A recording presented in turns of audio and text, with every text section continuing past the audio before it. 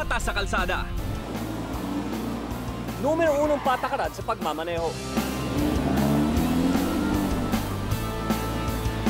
Pero may mga driver, habang hawak ang manibela, nagte-text at may kausap pa sa telepono.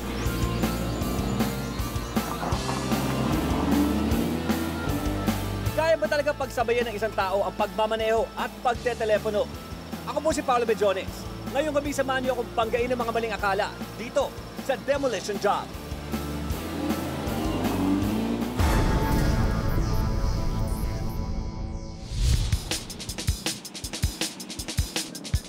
Sakit sa ulo ang mga driver na pindot ang pindot sa cellphone habang nasa kalsada. Alam niyo bang dahil sa kanila, umaabot na sa 2,000 ang naitalang aksidente mula taong 2008 hanggang 2012 sa Metro Manila. Kaya naman ang Metropolitan Manila Development Authority isinulong ang no texting while driving campaign sa ilalim ng kanilang Traffic Violations and Penalties Code 184. Pero mga driver na pasaway, hindi pa rin mapahinto ng 200 piso multa. Okay lang naman na may kausap sa cellphone habang nagdadrive. Basta wag lang mawala ang paningin sa harap at kaliwat kanan sa side mirror. Okay lang na mag-text. Hindi maiwasan eh. Kung importante yung mga tawag o text, kailangan sagutin. Delikado talaga mag-text pag nagdadrive pero ginagawa ko lang pag importante. Para sa ating eksperimento ngayong gabi, hahayaan natin ang ating mga demo drivers na magmaneho at makakatanggap sila ng text o tawag mula sa akin o mula sa staff ng Demolition Job. Para sigurado ang resulta ng ating eksperimento, gagamit tayo ng 2 klaseng cellphone. Ang una ay yung touchscreen. Para dun sa mga hindi sanay, kailangan talaga tutukan para makita ang kanilang ginagawa. Yung isang cellphone naman ay yung may touchpad. At para dun sa mga expert texters, sabi nila kaya nila mag-text kahit hindi nakatingin. Tingnan natin kung kaya talaga na ating mga demo drivers na magmaneho ng matiwasay habang ginagawa ang ating eksperimento. Noong nakarang taon, inalam natin kung alin ang mas delikado. Lasing versus puya driving. Sumailalim sila sa eksperimento na city driving. Bawat pagkakamali ay may katumbas na puntos. Ngayon, it will be lasing versus puyat versus cellphone driving. Makakasama natin muli ang ating volunteer drivers. Si Pacholo Cruz, 22 years old, tubong antipolo at nagmamaneho ng 3 taon. Si Gabriel de Guzman, 28 years old, tubong Pasay at nagmamaneho ng 8 taon. Makakasama din natin ang eksperto mula sa A1 Driving Company na si Jorel Cornelio, Supervisor ng Research and Development Department. Kayo ba ay naranasan nyo ng nagmamaneho at nagte-text o may kausap sa inyong cellphone? Yes, nakaranas na mga several times na. Mostly nagdadrive talaga ako, minsan nagte-text talaga eh. So, Hindi ko maiwasan di sumagot. nalilingat ka talaga. Talagang hindi ka tumitingin sa kalsada. So, Poch, una kang sasalang. Ito yung mga cellphone na gagamitin natin. Alright. Alright? Sige pa. Good luck!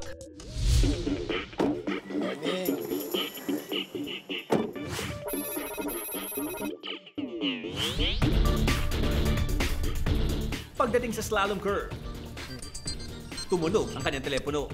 Hello? Hi, Poch. Good afternoon.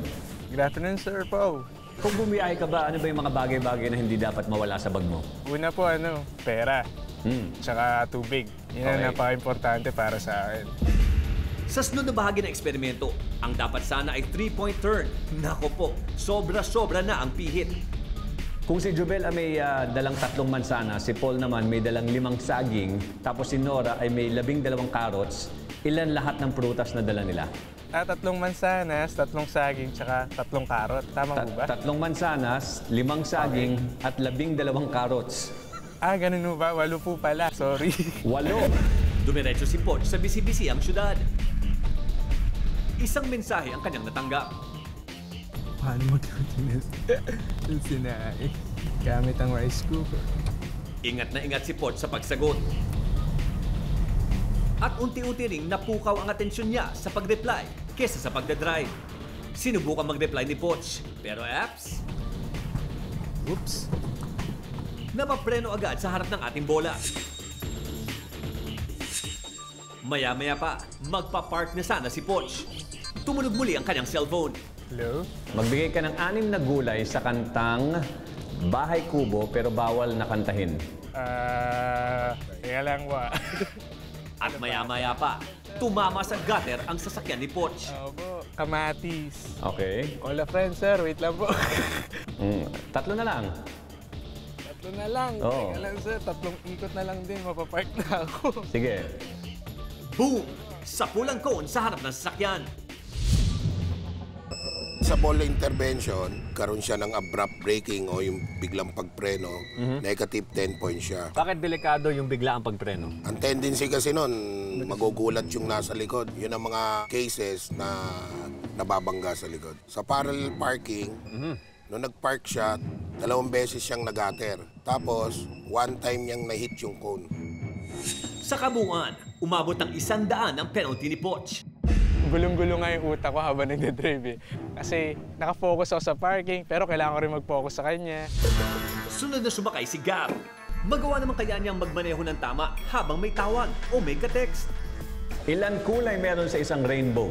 7. Anong kulay mga yon? Red, green, pink. Walang pink.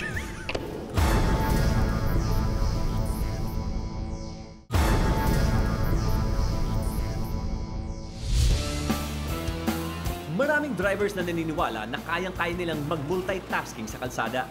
Kaya ang Demolition Job, gumawa ng eksperimento para malaman kung posible nga ito. Ang unang sumalang sa eksperimento na si Poch, patong-patong ang kapalpakan sa daan. Nung nag-park siya, 2 beses siyang nag-ater. Tapos, 1 time niyang na-hit yung cone.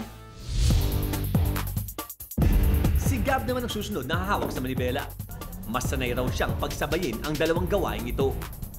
Dapat sana'y dadaan si Gab sa slalom curve. Pero nang mag-ring ang cellphone, nawala ang atensyon niya sa pupuntahan. Hello? Hello, Gab. Hello? Gab, mukhang busy ka yata. Hindi naman, okay lang. Hindi naman. Pagdating sa 3-point turn, sumobra siya na maniobra. Kung may 4 naman sana si Vera, 3 dalang hita itong si Paul, tapos 13 ubas itong si Cliff, ilan ang lahat-lahat na gulay? Wala. O, ilan lahat-lahat na prutas? Naligaw ako. Ilan ang prutas lahat-lahat? 20. Tama man ang sagot sa kausap. Mali-mali ang diskarte sa kalsada. Pagdating sa city driving, pumasok ang aming text. Patuloy ang andar ni Gab habang nakatingin sa touchscreen. Hanggang sa may nasa pool.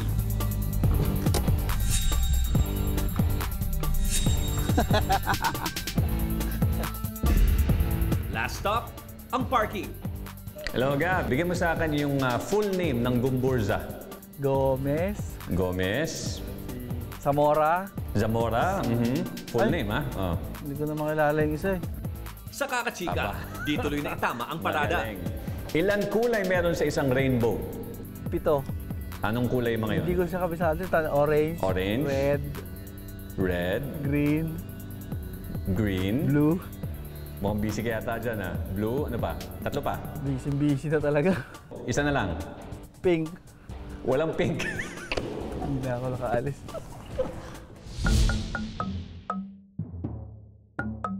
Sa ball intervention, 2 beses niyang na-hit yung object, yung bolang gumulong. Tapos sa parallel parking, 2 beses niyang na-hit yung cone on 3 attempts doon sa parallel parking. Lahat ng pavement markings hindi niya na pinansin. Nang bilangin ang kabuang puntos, perfect sa kapalpakan si Gab. 110 penalty points para sa kanya. Kailangan ko talaga siyang titigan eh. So, kailangan ko rin siya i-check kung tama yung tinatype ko or napipindot ko. Ayun, medyo naiilang din ako, nahihirapan ako. Mahirap ako sa touchscreen. Nung nakarang taon, isang eksperimento ang aming ginawa para malaman kung alin ang mas nakakapinsala, ang mag-drive ng lasing o puyat.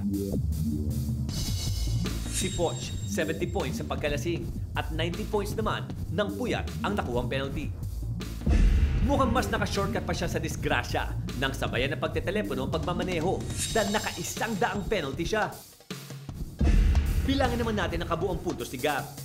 Umabot siya ng 90 penalty points noong lasing at 100 points naman noong puyat. Ngayong mas naungusan pa niya ang mga naunang kapalpakan sa kalsada dahil sa 110 penalty points gamit ang touchscreen phone. Hindi ito nalalayo sa resulta ng pag-aaral ng University of Utah sa Amerika. Lumabas na pareho ang panghihinang dulot sa hand-eye coordination ng pagmamaneho ng lasing at gumagamit ng telepono.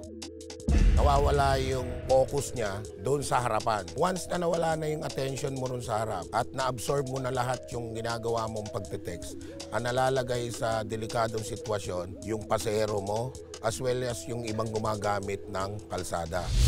Sa susunod na bahagi ng eksperimento, palitan naman natin ng mas madaling cellphone na may keypad. Umayos kaya ang kanilang maneho? Para site mo naman sa akin yung lupang hinirang. Hindi ko po kabisado eh. Bayang magiliw.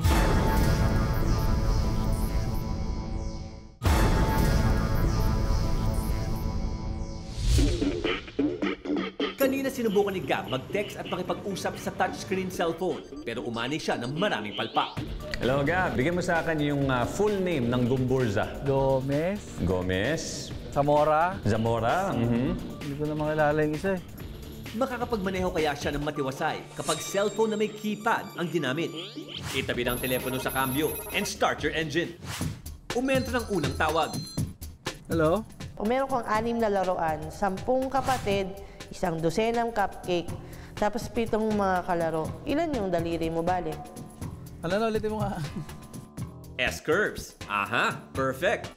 Ever since naman, madalas nagagamit ko yung keypad kesa sa touchscreen. So, mas sanay ako sa keypad. Pero sa dulo ng kalsada, kinakapos ng maniobra. Sa city driving, nakatanggap ng text si Gab. Halos hirap sa pag-reply. Nasa pool na naman ang mga bola.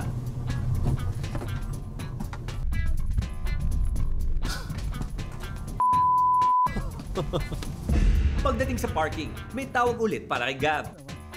Paano niluluto yung adobo? Toyo, suka, paminta. Ang isip ni Gab, nasa kausap at wala sa pagpaparada.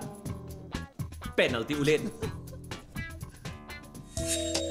60 points ang penalty ni Gab sa pagmamaneho gamit ang bar phone. Ibig sabihin, mas konti ang pagkakamali niya kumpara sa pagmamaneho gamit ang touchscreen at nung mga nauna pa naming eksperimento.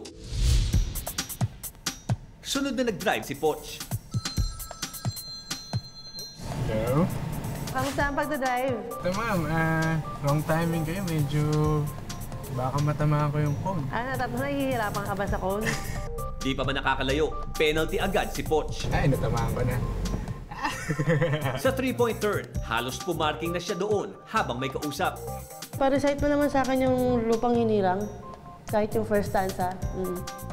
Hindi ko po kabisado eh. Bayang magiliw. Maya-maya pa, may message alert ulit si Poch. Text. Limang street foods. Fishboard. Sobrang apak ni Poch sa preno. Oops.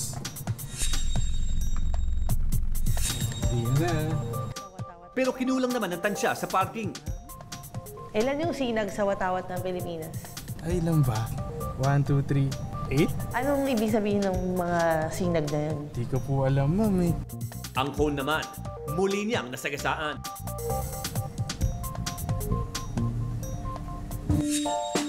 Si Poch, bagsak sa dalawang eksperiment at mas mataas pa ang kanyang penalty kesa sa nakaraan. Base sa resulta natin, nakikita natin na yung bahagyang concentration na nawawala kahit isang saglit ay enough na para mag-cause ng accident. Ang isang delikado dyan, yung movement ng gumagamit ng cellphone pagdating sa kalsada ay napakabagal. Okay. So, this may cause traffic jams dahil sa pagbagal niya, sigurado babagal din lahat ng nasa likuran niya.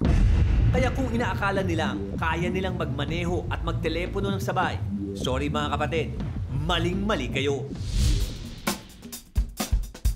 Kalat sa buong mundo ang mga driver na cellphone user. Sa 5 milyong na italang vehicular accident, 23% nito dala ng paggamit ng cellphone. Dahil tumataas raw ng 3 beses ang tsansang mabangga kapag nagte-text. At 4 na beses naman kapag sumasagot ng tawag. Yung kakayanan natin na mag-attend sa mga bagay-bagay from 5 to 9 tasks lang at a time. Yun na rin naman yung ginagawa natin while driving. We're thinking about so many things and they will number to around 5 to 9 already. So it really is a distraction. Dahil di mapara ng MMDA violation ng mga driver na cellphone user, ipinasa noong 2011 ang panukalang House Bill 4571 o ang Anti-Mobile Communication Devices Use While Driving Act of 2011. At inayudahan ito ng Senado bilang Senate Bill 1221 nitong 2013. Kukumpiskahin ang lisensya ng mahuhuling driver at magbubulta ng 10,000 piso. Diyan ang siguro tuloy mapapapreno ang driver na pasaway. Sa eksperimentong ito, napatunayan natin ang texting at calling while driving may kabuntot na panganib sa ating buhay bilang driver o pasahero. At kung ikukumpara sa resulta ng lasing at puyat, halos walang pinagkaiba. Kahit sino pang ekspertong driver, kapag hindi susunod sa batas trapiko, maaring madisgrasya o makadisgrasya. Mga kapatid, kung kailangan talaga na gamitin ang telepono, ano ba namang itabi natin ng kotse sandali at saka sagutin ang tawag o ang text? Tandaan kapag tayo'y nagmamaneho, hindi lamang buhay natin na nakasalalay, kundi buhay din ng ating mga pasahero at mga tao sa ating paligid. Kaya don't text and drive. Ako po si Paolo Bejones. Samahan niyo ako muli sa susunod na linggo para basagin ang inyong mga maling akala dito sa Demolition Job.